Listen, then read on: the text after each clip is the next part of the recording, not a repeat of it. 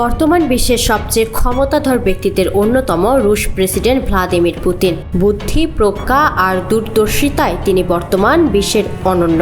ক্ষমতা আর প্রভাবে তার জুড়ি নেই, তবে তিনিও এক নারীকে ভয় পান। এমনকি তাকে কাবু করতে নানা পদক্ষেপও নিয়েছেন তিনি।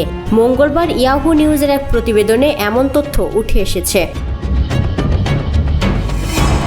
প্রতিবেদনে বলা হয়েছে, রাশিয়ার প্রেসিডেন্ট ভ্লাদিমির পুতিনের অভ্যন্তরীণ শত্রু কোনো সন্ত্রাসী, বিদ্রোহী জেনারেল বা অ্যালেক্সি নাভালনির মতো স্পষ্টবাদী রাজনীতিবিদ নন, বরং তিনি হলেন এক নারী, নাম দারিয়া সেরেনকো। এই নারীকেই যমের মতো ভয় পান পুতিন, কারণ তিনি পুতিনের পুরুষতান্ত্রিক রাশিয়ার দৃষ্টিভঙ্গির জন্য একটি শক্তিশালী চ্যালেঞ্জ। ফলে দারিয়া সেরেনকোকে দমাতে বদ্ধপরিকর পুতিন।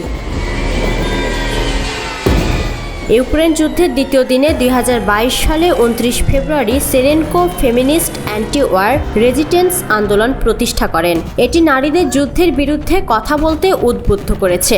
সরকার কর্তৃক নিষিদ্ধ এই গ্রুপটি এখন রাশিয়ার 80টি শহরে হাজার হাজার নারীকে সম্পৃক্ত করেছে। নির্বাসনে থাকলেও সেরেনকো রাশিয়ার পুরুষতান্ত্রিক কাঠামো ভাঙার লড়াই চালিয়ে যাচ্ছেন, যা তাকে পুতিনের জন্য বিপজ্জনক করে তুলেছে বলে উল্লেখ করা হয় ইয়াহু নিউজের প্রতিবেদনে। এই ঈদে জামা জুতো অ্যাক্সেসরিজের ডিসকাউন্ট। এই আন্দোলন রাশিয়ার 60টিরও বেশি শহরে শত শত যুদ্ধবিরোধী প্রতিবাদের আয়োজন করেছে।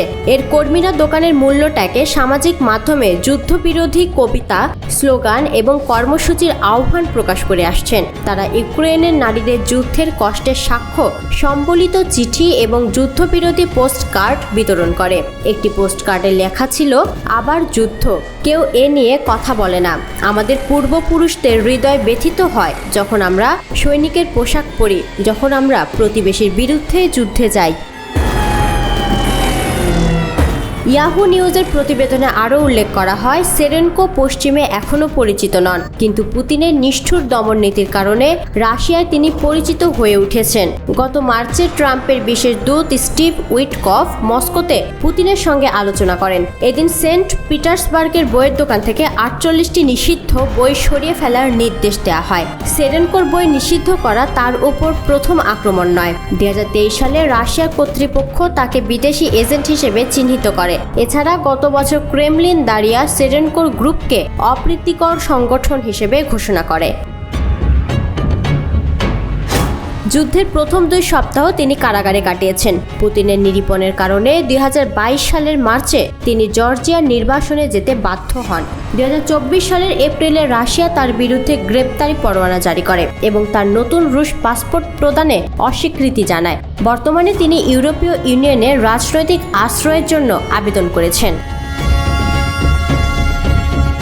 সংবাদ মাধ্যম ডেইলি বিস্টকে দেয়া দারিয়া সেরেনকো বলেন, যুদ্ধ শুরুর পরপরই আমার দরজায় একটি সাইন পেয়েছিলাম যেখানে লেখা ছিল, জনগণের শত্রু। তখন আমি কারাগারে ছিলাম। প্রতিবেদনে বলা হয়েছে, 2022 সালের 8 ফেব্রুয়ারি মস্কোর একটি আদালত সেরেনকোকে 15 দিনের কারাদণ্ড দেয়।